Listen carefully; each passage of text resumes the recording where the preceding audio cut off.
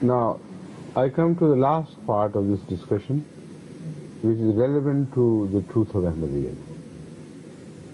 When Hazrat Masih Maud claimed to be from God, he was alone. And the first target of his campaign was Christianity. And it was the Christian empire, the mightiest empire the modern times have ever seen, of the British Empire, which used to boast that on that empire the sun never sets all around the world. And he got up and confronted them and dared to attack Christianity to be a false religion with reference to the modern day or the Christianity of that time. His claim was, it was truth in the beginning. You have distorted it. It's no longer truth. You have become false. You have betrayed the message of Jesus Christ. This was a very great and daring attempt to fight the belief, faith of his own rulers and the kings and queens of the British Empire. And we know that at that time they were extremely ambitious in spreading the message of Christianity to all India, to all the people of India, so that by doing so they could give permanence to their presence in India. Because once people are converted to the faith of their rulers, then obviously they become, it changes their attitude and they become supporters of their political rule or domination as well. Now that was the state. So he couldn't get any help from Christians because it was the Christians fathers and leaders of the church who opposed him most. This is a history which everybody can read. Then about Hindus, the most powerful inhabitants of India, overwhelmingly larger in number than any other populace, were the Hindus. And he told them, you are wrong in believing Krishna to be a god. I am Krishna and I am not God. I am Krishna and I am a servant, humble servant of Muhammad Rasulullah Sallallahu Alaihi Wasallam. So this is the best position your Krishna could acquire, to submit to the will of Muhammad Rasulullah and take pride in his being his servant. So in that sense he claimed to be the Krishna. How insulting they must have felt. The claim was that he not only claims to be Krishna, whom we consider to be a god, and he says no, he was not a god, but he reduces his position to such a state that he says, I am the right Krishna, and as such I find pride in being a most humble slave of Muhammad Rasulullah. This is the maximum your Krishna can achieve. And turning to Christians once again, he said, look here, you say he is the son of God. I say not only that, not only he was not a son of God, but I am Jesus reappeared, Jesus reborn. And I take pride in being the humblest of servants of Muhammad Rasulullah. This is the status of your so-called son of God. What a daring claim. The most powerful people of India were Hindus, most powerful rulers of India were the British, and then he continued to build his claim and even claimed to be the Guru which was promised by Guru Baba Nanak. The Sikhs were most powerful people around him. Even today, if you go to Qadian and see the vicinity, Sikhs are the greatest power in Gujarat, in district Gurdaspur and all around Qadian. It was the Sikh rule. And at that time, they were also indisciplined and undisciplined people who were given up to violent acts if they were made angry. And still the Sikhs have that similar nature, but not to that degree. So you know what he said? He said, You think Guru Baba Nanak Sahib brought a new religion, introduced a new religion to the world? I claim and I prove that he was a Muslim and he was a believer in Hazrat Muhammad Rasulullah and a believer in the Quran, and he practiced Islam. Imagine the annoyance which must have been displayed by the Sikhs around him. Even today they have been making attempts to to arouse the Sikh sentiment, to retaliate to this claim by persecuting Ahmadis, etc. At that time when he was just alone by himself, and when he claimed that Jesus was dead and he was in his name, and he was that prophet of God who was promised by Hazrat Muhammad ﷺ as Messiah to come, the Jesus to come. Imagine how he must have infuriated the mullahs, the Muslim clergy of that period. So much so that they exceeded all limits and went beyond all the remaining groups of people whom he had annoyed by such claims in their hostility towards him, and started issuing edicts and spreading them all over the world, that the life of this man is forfeit. Anybody can help himself. Go and kill him. Destroy him, and he will earn the favor of Allah. And he was one man, abandoned even by his own kith and kin. He said, this is the verse. Test my truth on the touchstone of this wonderful Quran and get the message. Find out what does this touchstone declares. And it will declare that do whatever you may, because God is on my side, you cannot destroy me. Now the mullahs, they say, what sort of man he was? He claimed today this and claimed that day and that, and he said he's Mahdi, he says he's Messiah, he says he's Krishna, he says he's Buddha, he says this and that. How many persons he was? And Hazrat Muslim pointed out that how many persons was God? And then Hazrat Rasulullah declared his unity, because they believed in God to be so many different things. He said, what sort of this jumbling together is? He has got different gods mixed up together and welded them together into one. So this is exactly the confused thinking of the people of that period, and still they follow the same attitude. They said, look here, he thinks that he has jumbled all these different people together from different religions and molded them into one. That is Mirza Ghulam. We just mock at this view and we reject it.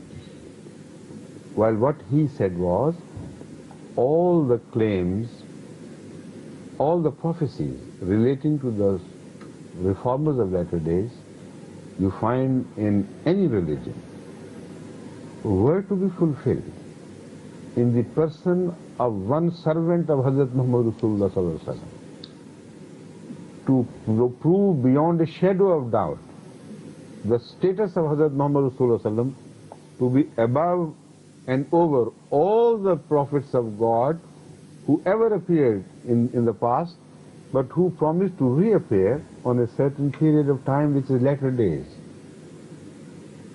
And this is the latter days. Here I am, representative of Krishna, representative of Buddha, representative of Confucius, representative of Jesus Christ, and I take pride in being the humblest of servants of Muhammad. But he was left alone. Where was the army supporting him? And he said, do whatever you may. You will not be able to destroy me, because God is with thee. Now, when he declared this, he also claimed that God has told him, I'll spread thy message to the corners of the earth. Now let us see, did this happen or did it not? When we claim this, will point to these realities of life which they cannot deny.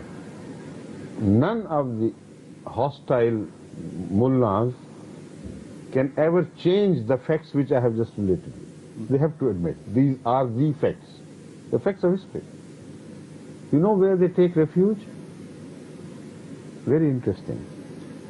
They take refuge in the fact they believe, it is a fact, that God wanted to destroy him, all right, but it was the British Empire which stood in the way of God and Muzaffar. You see, now I have built this up only to make the Arabs particularly understand why they so much, brag about Ahmadis being the British agents. Almost all Arabia has become British agents and American agents now, unfortunately for them, because of these falsehoods. They are in a way punished. But the question again remains that if their claim is right, then why should they worship God? They should worship the British Empire, which they are practically doing now. God says, فَمَا مِنْكُمْ مِنْ أَحَدٍ عَنْهُ حَاجِزِينَ. Who would be there among you who would stand between me and him if I decide to punish him? And the Mullah said, no. British Empire, you see, very powerful. God couldn't do anything.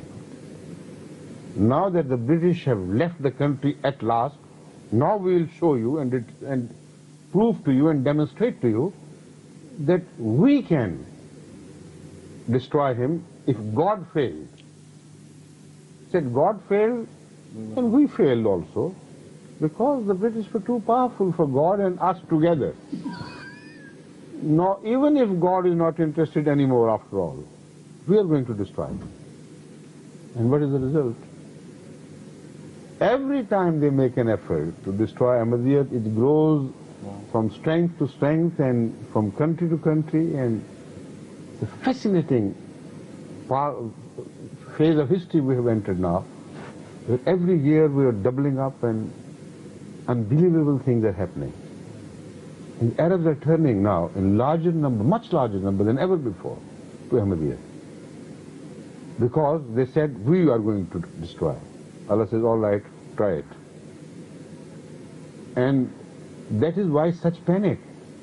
Abdullah Nasif, he has taken into his head now that they have these insignificant small things. This is his statement issued in the paper. They dare to have a Muslim television, Ahmadiyya? We, the mighty people, the significant people who sit on the mountains of wealth, we have decided to launch a counter television, which would be the true Islamic television, and then we'll see where they stand. And now I make a prediction, not directly because I have heard from God, but because I know the Quranic message. And this is the prediction, there is no other prediction. The Holy Quran says to Satan, when he made the claim to lead God's servants away, he said, do whatever is in your power. Bring your armies, bring your infantry, the mounted divisions, the royal horse you have. Do whatever you have. My servants will remain my servants, and you will have no power over them. So this is my answer. If you try to do it, you will see that you are defeated even more soundly and more roundly in the second round of our battle, because poor innocent Arabs do not know what we are, and when they will hear from their Muslim television what we are, and when they will compare those allegations with what they see on this television, their majority of people, honest, simple people, they will say, oh, look here, they were all lies. And this is the message which we receive daily almost from so many countries, so many people of the world. Even a Shia wrote to me this morning, before I came, I had just finished his letter because I had kept it away because I was short of time. Just before coming to you, I read that letter, and he was a great Shia scholar.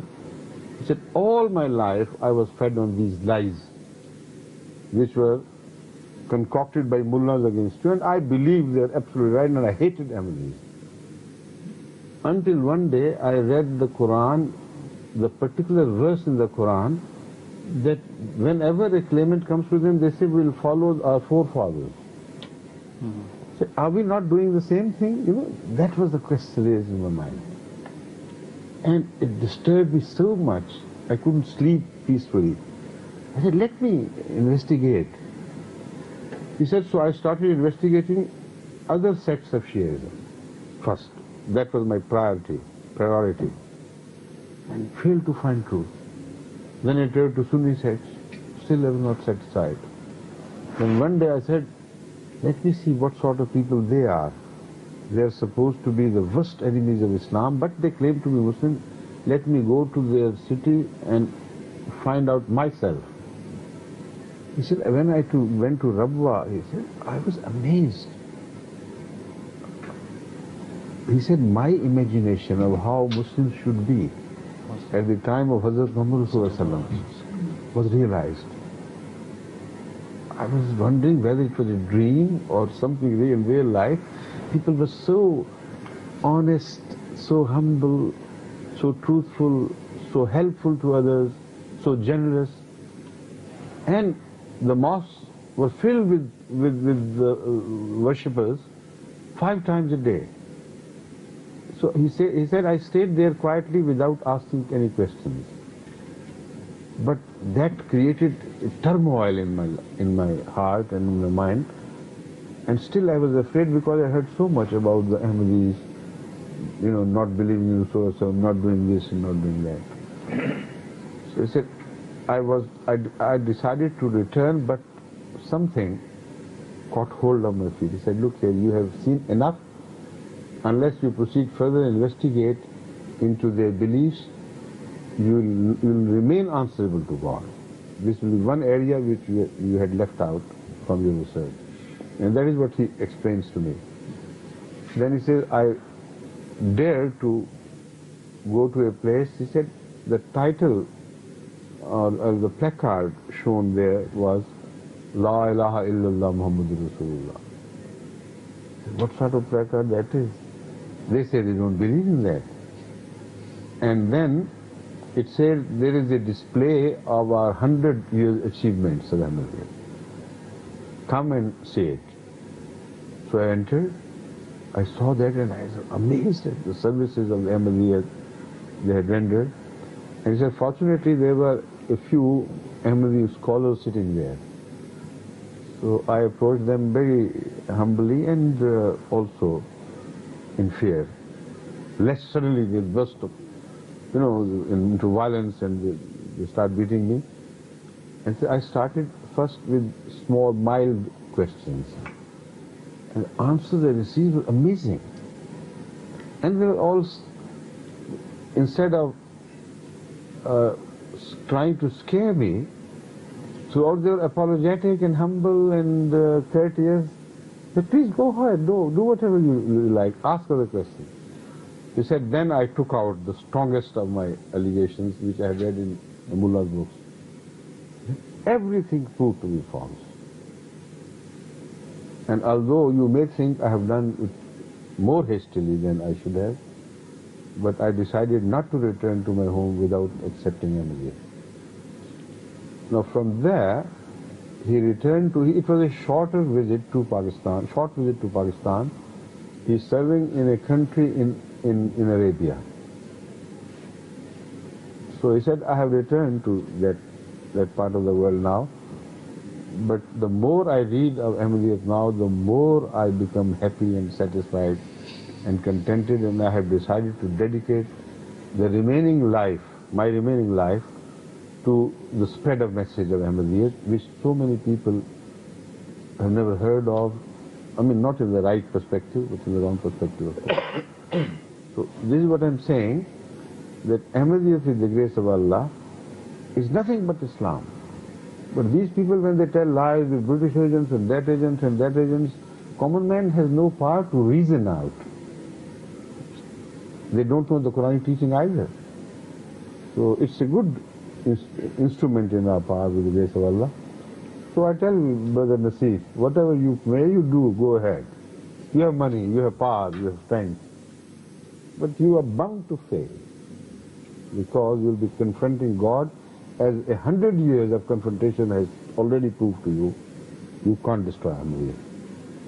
100,000, a billion Nasifs cannot destroy Ahmadiyya, because it is from God. You please be careful. ثم يتناول أمير المؤمنين هذا الموضوع من ناحية صدق الأحمدية، فيقول بأن مؤسس الأحمدية سيدنا مرزا غلام أحمد عليه السلام عندما وقف وحده أمام كل من في بلده، أول هدف له كانت المسيحية، والمسيحية هي القوة الكبرى في زمنه بل وإلى الآن. كانت الإمبراطورية البرطانية التي لا تغرب عنها الشمس هي التي تحكم بلاد الهند، فوقف أمامهم وقال لهم إن عقيدتكم باطلة، المسيحية دين صادق حقيقي ولكنكم حرفتموه، مسيحكم الذي جعلتم منه إلها هو رسول من الله، وأنا أمثله في عودتي الثانية، أنا مثيله ونظيره، وأنا خادم للنبي صلى الله عليه وسلم. ثم القوة الثانية وهي قوة الهندوس، هم أكبر عدد من السكان في بلاد الهند.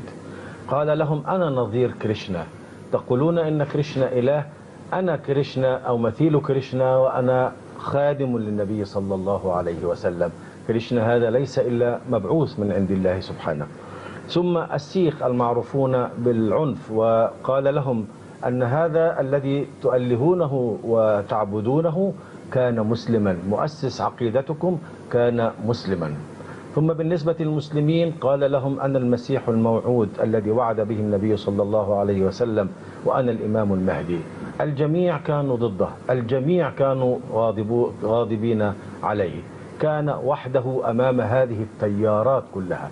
أهل بلده مسلمين وغير مسلمين كانوا جميعا يحاولون القضاء عليه. وفي هذا الوقت يقول لهم إن الله وعدني أن يبلغ رسالتي إلى أنحاء العالم.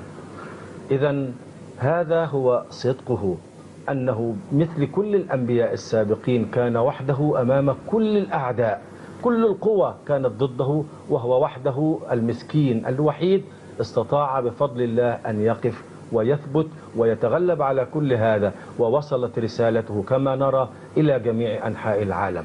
تحقق هذا الوعد يدل أيضا على صدق، ولكن للأسف المسلمون يكذبون هذه الآية ويقولون إن الله تركه ولم يقضي عليه لأن الإنجليز وقفوا في صفه. يعني في نظرهم أن الإنجليز هي القوة الغالبة التي تستطيع أن تقف في وجه الله وتمنع هذا الكاذب من أن يستمر في كذبه.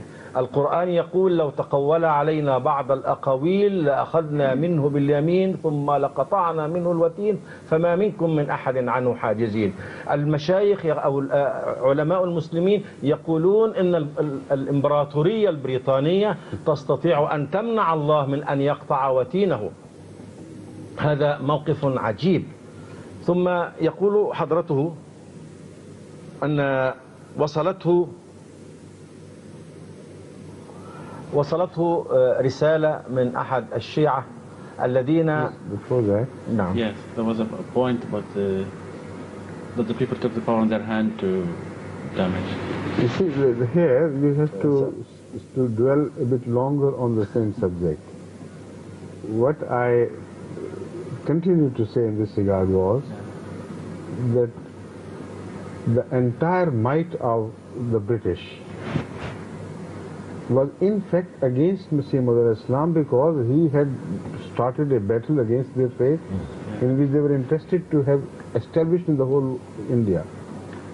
But even if we believe that these mullahs, that they were behind him, where was God? And if they were false, the scenario is a different scenario. Then God plus all the Muslims and all the Hindus and all others in India were on one side in destroying this false man. And the British were on the other, and God and these people failed, and the British succeeded. If that is true, I said, then why do you worship God? Start worshipping the British, and perhaps you do. For all practical purposes, you have submitted to the superior will of the British and the Americans, politically at least, to go ahead and do it. But you must admit that God failed, and you failed, and all others failed, and the British won. But when the British left, then you said, all right, now we'll see. Now we will destroy. So that is the part of this speech. I mentioned some of this, but okay. يقول أمير المؤمنين إن دعوة المسيح الموعود كانت موجهة بالأساس ضد الإمبراطورية البريطانية، لأن الإمبراطورية البريطانية كانت تسعى جاهدة إلى إدخال المسيحية في الهند، وإذا تحول الهنود إلى المسيحية فمعنى ذلك أن مشاكلهم قد انتهت وأصبحت البلد كلها في أيديهم بدون أي متاعب. وعلى فرض هذا لو كان الإنجليز معه فمعنى ذلك أن الله والمشايخ والمسلمين في صف، وهذا المدعي لا سمح الله الكذاب مع الإمبراطورية البريطانية في جانب آخر، وانتصرت الإمبراطورية البريطانية ومدعيها الكذاب على كل هذه القوى. فلماذا إذن لا تعبدون الإمبراطورية البريطانية ذات القوة التي تغلب قوة الله والتي تغلب سنن الله؟ وإن كان في الواقع أنتم بالفعل تعبدونها بشكل غير مباشر في الطاعة وغير ذلك لها ولغيرها، لكن هذه هي القضية. لا يمكن أبدا للقوى الدنيوية أن تنصر مدعيا كاذبا، لأن الله سبحانه وتعالى قد تكفل بالقضاء عليه والضرب على يده ومنعه من أن يستمر في هذا الادعاء. وما منكم من أحد عنه حاجزين. ويؤكد بأن القرآن يقول ما منكم من أحد عنه حاجزين، لا الإمبراطورية البريطانية ولا العالم كله يستطيع أن يحجز يد العقاب الإلهي عن أي مدع كاذب. أحلوا دمه وفعلوا كل ما يريدون وكذبوه وأفتوا بكل شيء ضده، فعرض عليهم هذه الآية وقال لهم هذا هو المعيار الذي تحكموا به على كذبي، كأنه يقول لهم مهما فعلتم فلن تستطيعوا القضاء علي، لأنني صادق والله معي لن يعاقبني، ومهما فعلتم فلن تستطيعوا أن تمنعوا رسالتي ودعوتي. وهذا هو الواقع الذي نراه اليوم، فالجماعة الأحمدية بفضل الله في كل مكان من العالم. And when the British left, then they raised their heads. Now is the time for us and God to work. There's no British. And what did they do? بعد جلاء الإنجليز الحكومة البريطانية عن الهند يقولون نحن الآن نستطيع القضاء على الأحمدية، لأن الإنجليز القادرين على الوقوف في أمام قدر الله عز وجل قد خرجوا من بلاد الهند. هذا شيء عجيب. ثم هناك الدكتور عبد الله نصيف يقول كيف جرأ هؤلاء على أن تكون لهم محطة تلفزية باسم الإسلام؟ نحن insignificant people, it's just small things. They have dared do it, but we know, we are powerful. يقول هذه جماعة ضئيلة بسيطة ونحن أولي القوة. هذا ما كان يقوله فرعون عندما كان ينظر إلى سيدنا موسى بل وإلى قوم سيدنا موسى أنهم شرذمة قليل، فنحن شرذمة قليل أمام هذا الدكتور. وقد ضايقهم موسى وقومه وكما نضايق نحن الدكتور عبد الله نصيف، وهو ينذر بأنه سيفتح أو سيقيم محطة هوائية للإسلام. هذا شيء جيد. يقول أمير المؤمنين أنه مهما كانت أمواله ولو أنشأ 1000 محطة فإنني أتنبأ، لا أتنبأ بأن الله ألهمني ذلك، ولكني أتنبأ طبقا لسنة الله التي أعلنها في القرآن، أن قال للشيطان عندما هدد بأنه سيهاجم الصلحاء والمؤمنين قال له أجلب عليهم بخيلك ورجلك، ولكنك لن تستطيع أن تحول رجلا صالحا أو تؤثر في هؤلاء الصالحين. وبناء على ذلك ليس لك سلطان على أحد من عبادي الصالحين.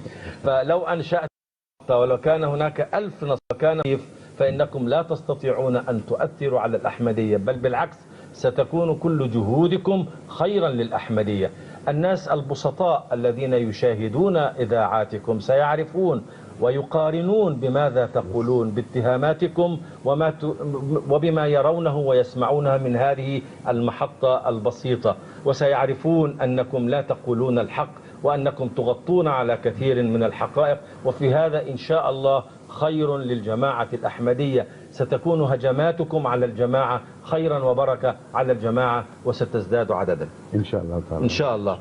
ثم أشار حضرته إلى أن أحد الإخوة الشيعة الذي سمع كثيرا عما يقوله الناس والمفتون عن الجماعة الأحمدية، وكان يكرهها كرها شديدا، ولكنه قال تأمل في بعض الأمور وقال لماذا لا أذهب وأرى أنا بنفسي. No. He read, while reading the Quran, suddenly a verse caught his eye. The same verse? The same verse? No, not the verse which says that they say we'll follow our forefathers. He was a scholar as well. What? No. He was a scholar. Yes, he is. He's a big scholar. Yes, big scholar. يقول أمير المؤمنين عن هذا الأخ أنه عالم مثقف، وأنه في قراءته للقرآن الكريم لاحظ أن كل أعداء الأديان كانوا يقولون عندما يجيئهم نبي يقولون نتبع آباءنا الأولين، فقال نحن نفعل مثلهم، إذا فلأذهب وأتحقق بنفسي أين موقفنا من موقفهم. فذهب إلى ربوة فوجد هناك قوما بسطاء. He investigated all other sects and he was not interested. Having finished his journey, found no peace. Then he at last turned to this. What kind of investigation? The Shia, Sunni, different sects. He took very long time in studying all the different sects in Islam because he thought we were not a part of Islam. He was not interested. When they were exhausted and still did not find truth which he was looking for, then he said, all right, let me try here as well. فكانت نظرته إلى الجماعة الإسلامية الأحمدية أنها ليست من فرق المسلمين، ولذلك أخذ يتحرى عن المذاهب الإسلامية الأخرى من شيعة وسنة وغيرهم، وفي النهاية قال فلنرى ماذا يقول هؤلاء. فسافر إلى مركز الجماعة في ربوة، وهناك نظر بنفسه وبعينه ورأى كيف يعيش الناس وكيف أنهم يراعون الأمور الدين وكيف أخلاقهم وكيف محافظتهم على الصلوات وكيف يتعبدون. ثم اقترب من الجماعة وهم رحبوا به وسألهم بعض الأسئلة البسيطة خشية أن يهاجموه أو يعتبرونه معتديا أو مثل هذا، ولكنهم كانوا على خلق طيب واستقبلوه استقبالا حسنا ورحبوا به وشجعوه على أن يسأل ما يشاء. فسأل أسئلته فأجابوه، ثم بعد ذلك أخرج الأسئلة الشديدة التي يتهم بها الملات والشيوخ الجماعة ووجه إليهم فأجابوه. مكث معهم قليلا ثم عاد وقد اعتنق الأحمدية، وكتب لأمير المؤمنين أنه عاد إلى البلد العربي الذي يعمل فيه الآن، وقال لأمير المؤمنين أن بفضل الله كل يوم أزداد اقتناعا بالأحمدية وأشعر بسعادة قلبية غامرة والحمد لله.